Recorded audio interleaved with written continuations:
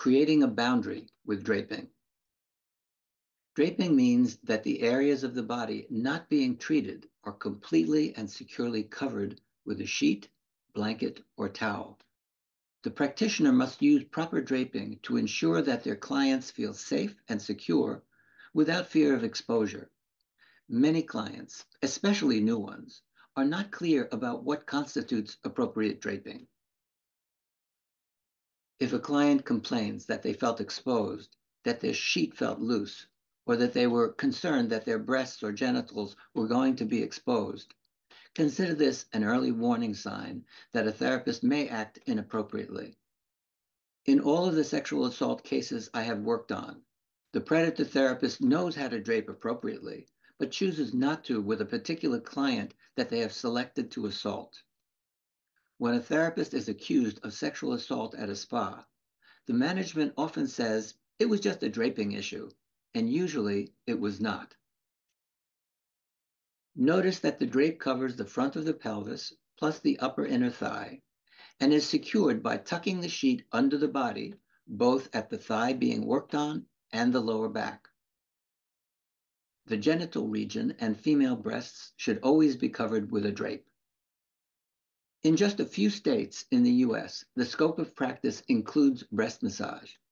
These states require written and verbal consent from the client, a reason to do this type of work, and depending on the state, a certain number of hours of training.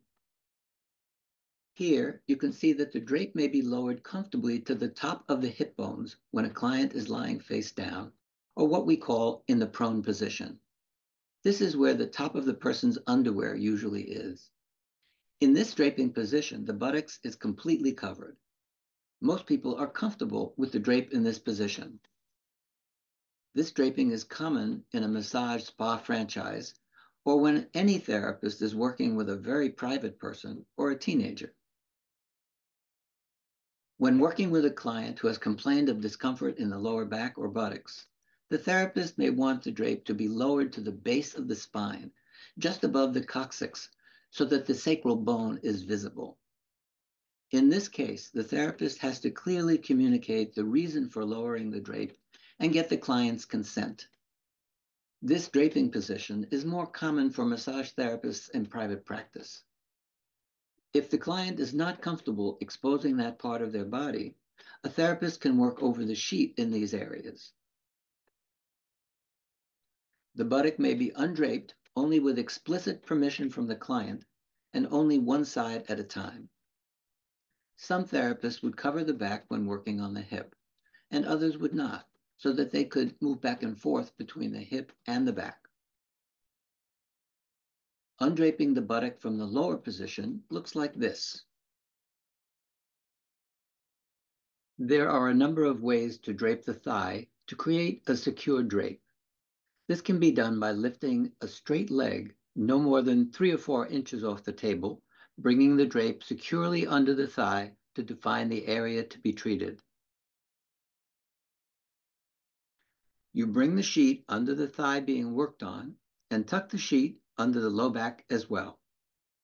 Predators tend to lift the leg very high off the table to be able to see under the drape. The other, even safer way is to lift the thigh at the knee to bring the drape under the thigh.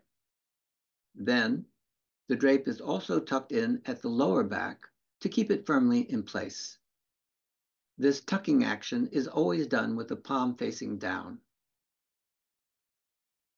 The primary fact to remember is that the drape is there to create a boundary defining the area of the body to be treated. That being said, all massage therapists are trained that the therapist's hands should never go under the drape.